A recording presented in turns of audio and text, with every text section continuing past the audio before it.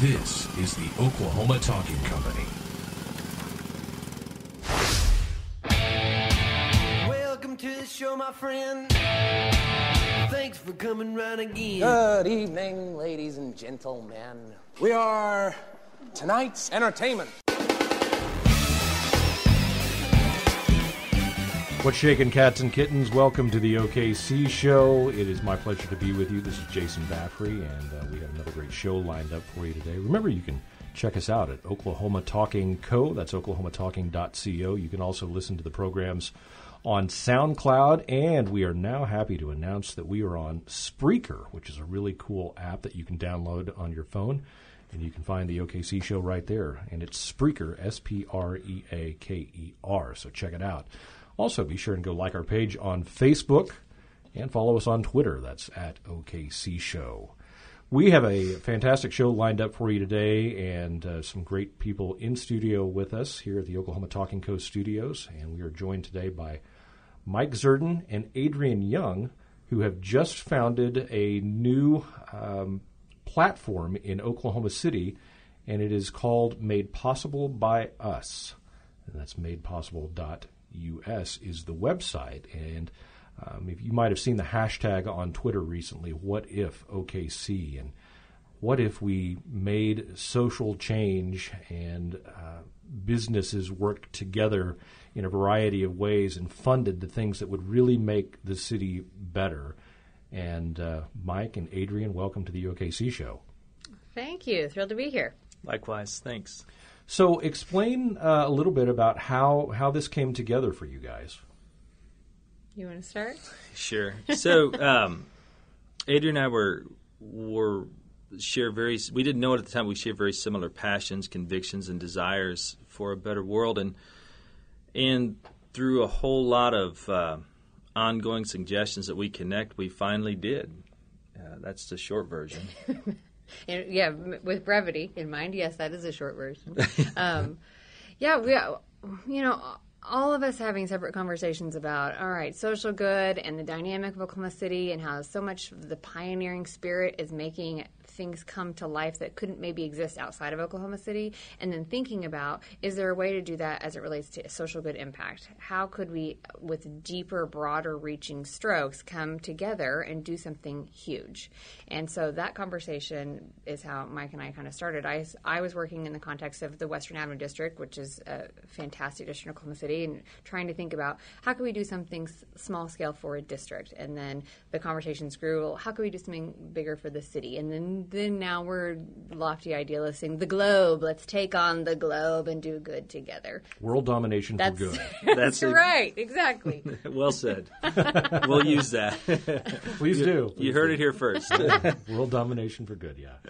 So, Mike, I know you have been involved in a variety of things going on around the city for a couple of years. You spoke at Dream Year OKC last year, and you have this incredible vision for philanthropy and just people working to the betterment of the community. Mm-hmm. And so how did you connect with Adrian and make this possible?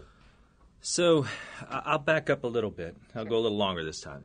I'd spent a lot of time working with really some of the biggest nonprofit brands in the world, everything from the Billy Graham Evangelistic Association, Hope International, on to the Susan G. Komen Foundation, Red Cross.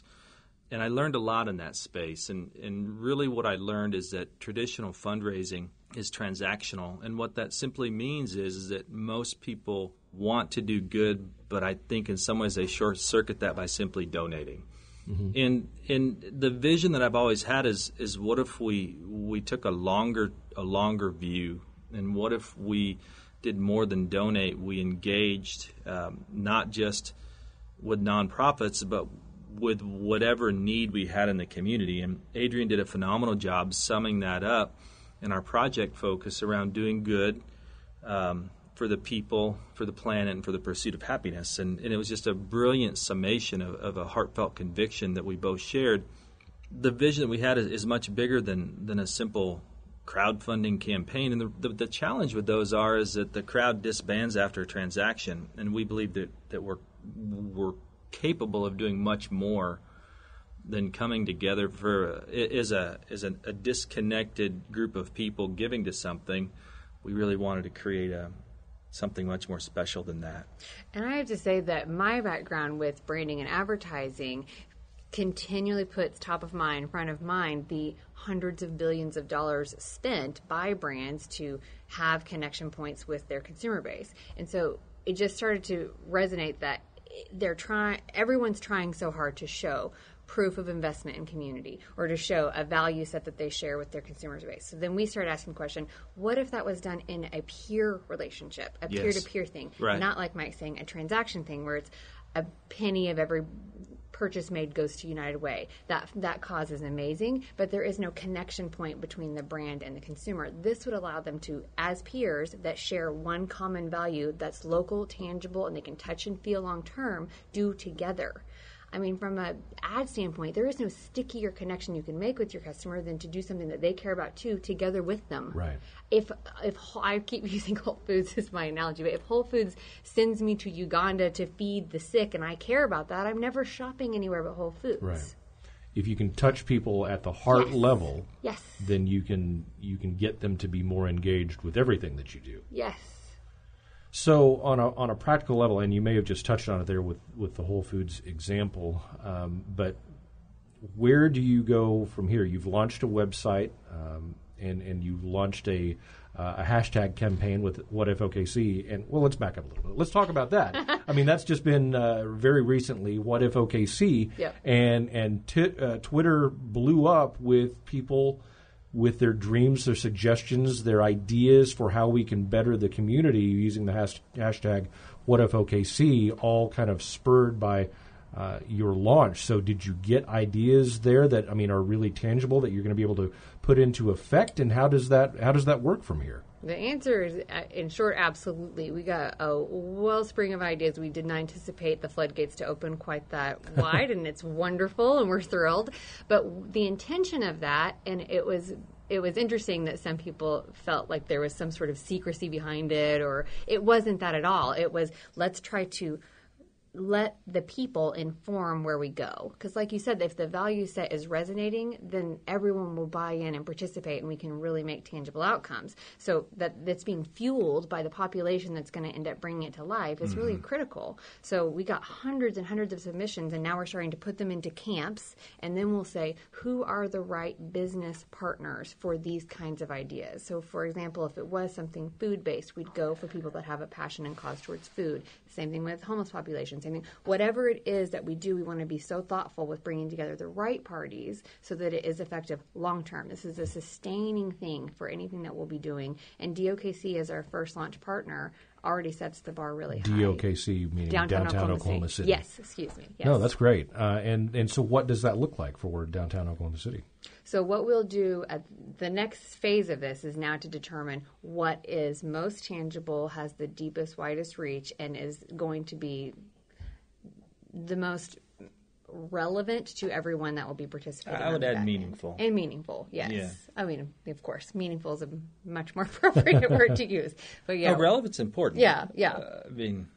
But meaningful, yeah, for sure. Well, relevant is going to touch the mind. Yep. Meaningful is going to touch the heart. So if you wrap both of those things up, then I think you've got a winner. Yes. Well said. No, thank you.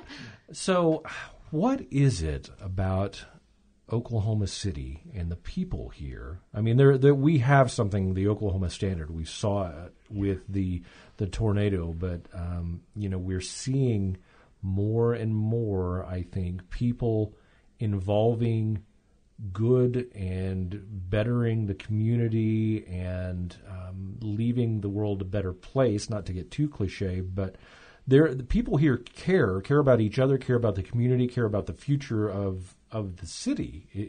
It seems to me. Am I wrong? No. Okay. I mean, you guys are seeing it too, obviously. Absolutely.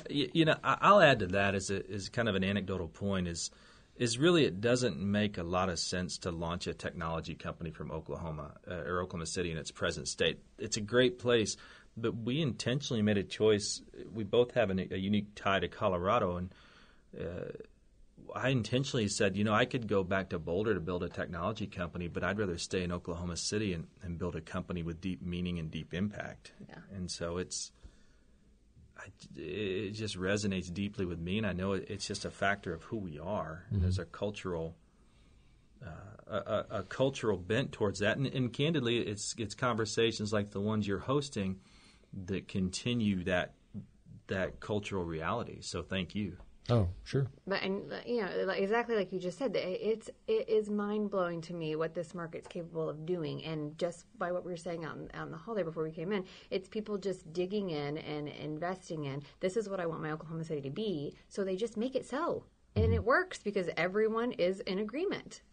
I think that cannot happen in other markets the same way. It just doesn't work the same way. It's that tribe saying, yes, we will dig in and make this what we want, and that's why we think Oklahoma City is the exact right place to do this. Yeah, and I would say, it seems that it transcends politics, political affiliations. There are people that I may not agree with on a political landscape, but we all want to see the community better. We want to see families staying together. We want to see fathers taking care of their children, mothers taking care of their children. We want to see the orphan crisis solved. We want to see the homeless crisis solved, and food insecurity, and so we push all of that other, for the most part, all of the politics aside, and let's just get this done, right? Yes, absolutely. Yes.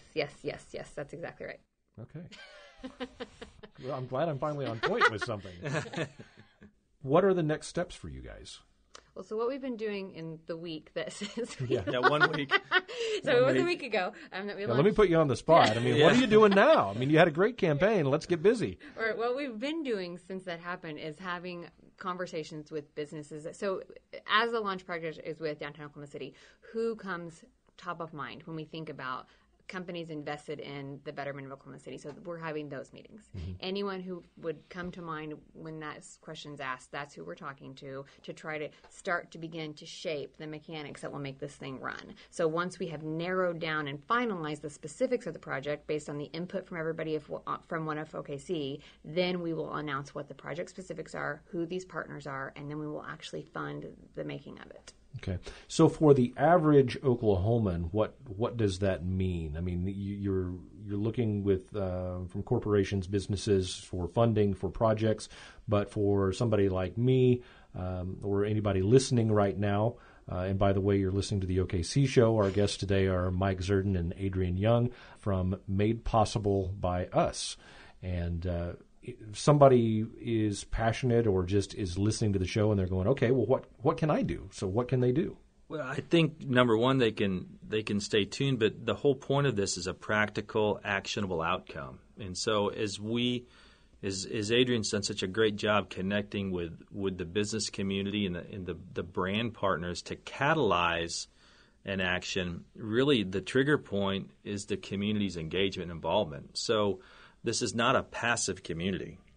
We're all about triggering an event in partnership with these brands. So the brands aren't going to do it all. The companies aren't going to do it all.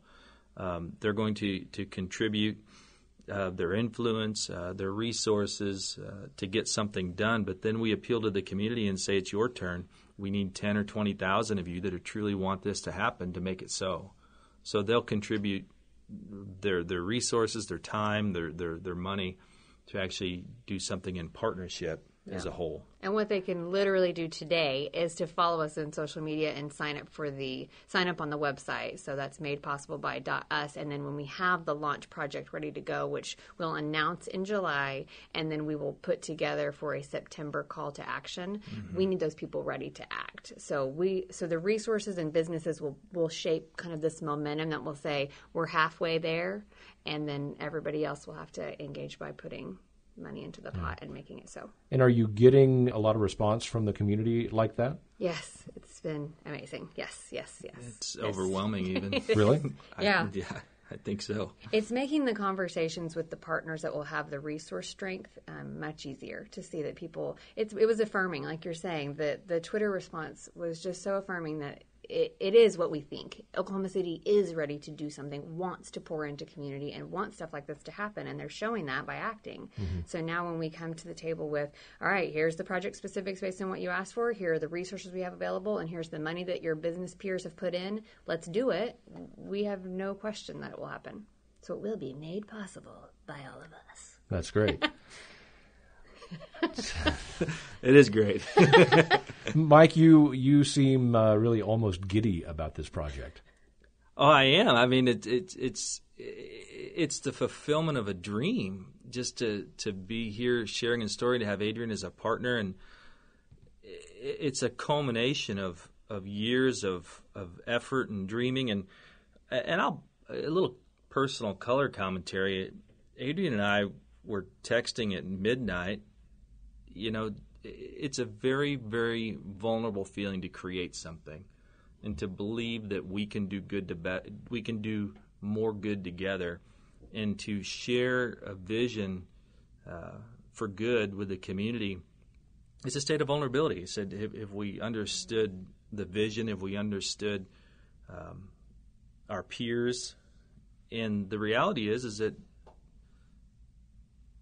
I am giddy because the response was extremely validating, but more than validating, it's activating, and we're actually going to do something. So I'm candidly weary of talking about solving problems, and we don't want to absolve our responsibility to solve our community's problems to an entity, an organization, a political party, or whatever. Really, it is going to be made possible by us. And so to see our peers coming together, we may not agree on everything, but we all agree on some things enough to actually to act. And so I'm beyond giddy. I'm ecstatic. I can't even describe it.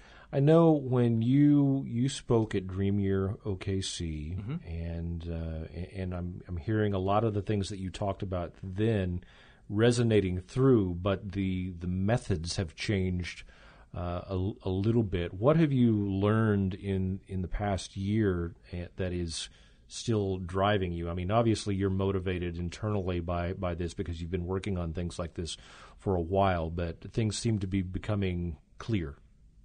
Well, credit that to Adrienne. You know, I have the ability to build technology, but technology doesn't solve problems. Adrienne's blushing, by the way. Yeah.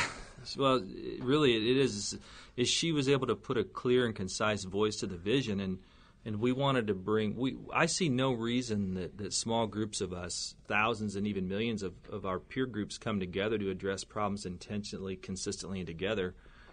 And we built technology to facilitate that, but the voice and the clear call to action in a meaningful way is hats off to Adrienne. So what have we learned? I think I've learned that somebody tweeted something the other day. Who was that? Was it Patrick Allman, perhaps? He said, if you want to do something alone, your dream's not big enough. Yeah. And so I'm really grateful that Adrienne came alongside, and she really was able to articulate everything that was in my head and in my heart. And so what I've learned is that, you know, I was intentionally looking for people to work with and together, and you know, providentially or fortuitously, Adrienne came along and has really put a voice to a conviction. Yeah. Adrienne, would you like to defer that credit elsewhere? Yes, I would. Thank you, Mike. I have to say that I'm like a consumer observationist, right? I just constantly am watching, cataloging. Consumer psychology is so interesting to me, and that process, especially in Oklahoma City, has really been eye-opening. It's revealing to see when people do rally around something. I mean, take H&H, for example. There's so many things like that. It's because everybody wants it, so they do it and they make it so. So it just seems like a logical path. Collaboration, to me, is the future between city, civic groups, and nonprofits, and the business community, and our consumer base. That's the way that real, true, transformative change can happen, is if we collaborate together. So watching that in small scale is what started to reveal itself as, this really is a way. This has merit here. This could be something. Let's try to pull together all the right parties. If you do it thoughtfully around the one like-minded cause, then you can really turn the tide. I mean, it will be huge. So I believe it, I know it, and thanks to Mike for saying that about articulating it. But it really was just by virtue of watching that happen again and again and again in this city. In disparate groups. Now let's band everybody together. Yeah. So can you, at this point, talk about any projects that you are looking at, or any of the great ideas that you've seen? I mean, just to give people an idea of, what's out there, what's on the horizon? Maybe in general terms? Okay. Yeah, I mean, I don't want to put you on the spot to say things you can't say yet, but I'm just curious.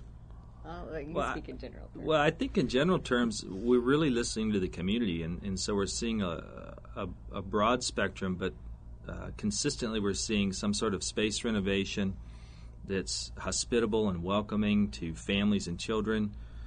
We're seeing, it's interesting, we're seeing a lot of stuff around bikes, pedestrian traffic, and of course we're seeing the social issues, which we will tackle in partnership with others, everything from homelessness to food insecurity to fatherless, working with the fatherless. So I think in general terms we'll work with some really, really fun partners we're super excited to announce later. Yeah. Which you'll come on the OKC show to make all those announcements, naturally. Right? Of course. But I think we're looking at social space, food insecurity, a social setting, food insecurity. We love the arts. Yeah. So somewhere it'll fall in the camp. And really what Adrian mentioned is we're listening to the community and saying, what will you, this is your project, this is your community, these are your peers. What do you want to accomplish? Yeah. Let's talk a little bit about your backgrounds. Mike, you've been here for a few years now, but you came from, you're not native Oklahoman, as I recall, and give people a brief glimpse into Mike Zerden. I think it's interesting because, our past often drives us towards our future, and so my background is I came from a single-family home, grew up in Section 8 housing just west of Detroit.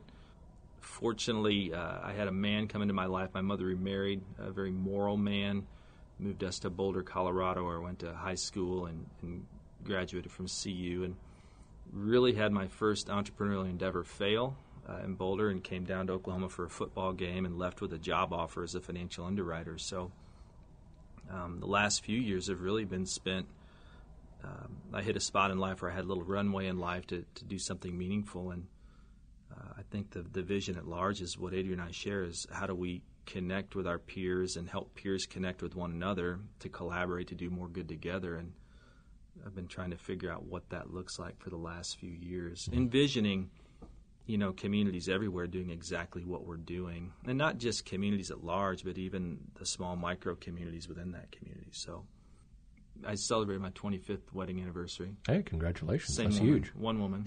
Yeah, that's very good.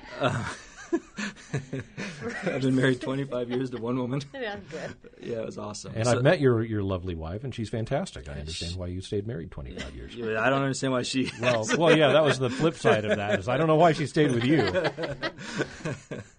No, she's fantastic. So, 2 boys, Yeah. So, Adrian Brander, marketer. Extraordinaire.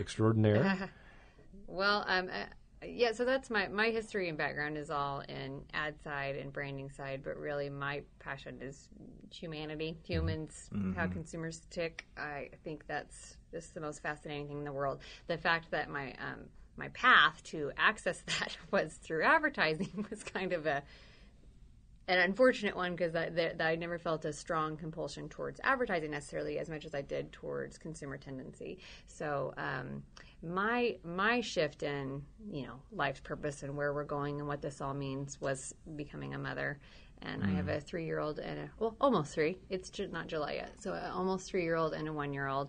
And it really causes you to pause and reevaluate and self-reflect and determine what you want, to create and shape, and what do you want that to look like for them, and what do you want to instill in them, and that really was transformative for me. So I knew about exposure to other cultures and seeing the world from different lenses and maybe what would be considered conventional. That's what made me start to reconsider what I would be doing or bringing, which started that conversation about shifting and making a cultural shift and maybe not living within the confines of the blueprint that maybe we're supposed to. And so I've been working through that for, several years. And it was a wonderful time to meet Mike because he has shared that vision, and now we're going to do this thing. That's great. Well, it's very exciting, and I know a lot of people obviously are excited about what's going on and what if OKC made possible by us. And if you want to get involved, you can go to their website, which is MadePossibleBy.us, made possible by us, made possible by .us. And then you guys are very active in social media. If you want to give everybody your handles there. Yeah, on Twitter it's at MadePossibleBy, Facebook MadePossibleBy, and Instagram MadePossibleBy. And if you have ideas for things that you'd like to see done in the community here around Oklahoma City, you can hashtag WhatIfOKC, right? Is that correct? That's it. Keep What them if coming. OKC? Use that hashtag, and they will see those if you have ideas for betterment of the city, the community, and beyond. Speaking of beyond, I mean, is this something that we could see? I mean, is the goal ultimately to blow this up beyond Oklahoma City as a national? Well, we talked about world domination for good. Yes, correct. So, yeah. Absolutely. That's great. Yes, absolutely. We thought that this market, again, would be a wonderful way to demonstrate what the potential really is because of the people here. But, yeah, we absolutely want to do this all over, anywhere we could and can, to amass people for good. Yeah, so let's start the hashtag what if Australia and what if England and yes. What if Dubai. You know, Perfect. everything that we can do there, and then let's see it move beyond. That's fantastic. I thank you guys so much for taking the time to come in today and share your vision with us. And Mike Zerden, Adrienne Young, we really appreciate your hearts for the city and the people and the community, and we wish you the best of luck as you move forward with Made Possible by Us. Thank you for being at the helm of sharing the news about all things Oklahoma City and good. Oh, well, thank you very much. All right, you can. We've given you all their social media connections, so be sure to follow them in all of those places. Check out the website, read the vision, and of course, you can find out more about us and the other shows on oklahomatalking.co. Be sure to follow us on Twitter at OKC Show and at Oklahoma Talking. Also, go like our Facebook pages. Please go like our Facebook pages. We need the likes on there. We'd like to see those. For Mike Zerden, Adrian Young, Made Possible by Us. My name is Jason Baffrey. This is the OKC Show. We are out of here. The OKC Show is a production of Destiny Creative.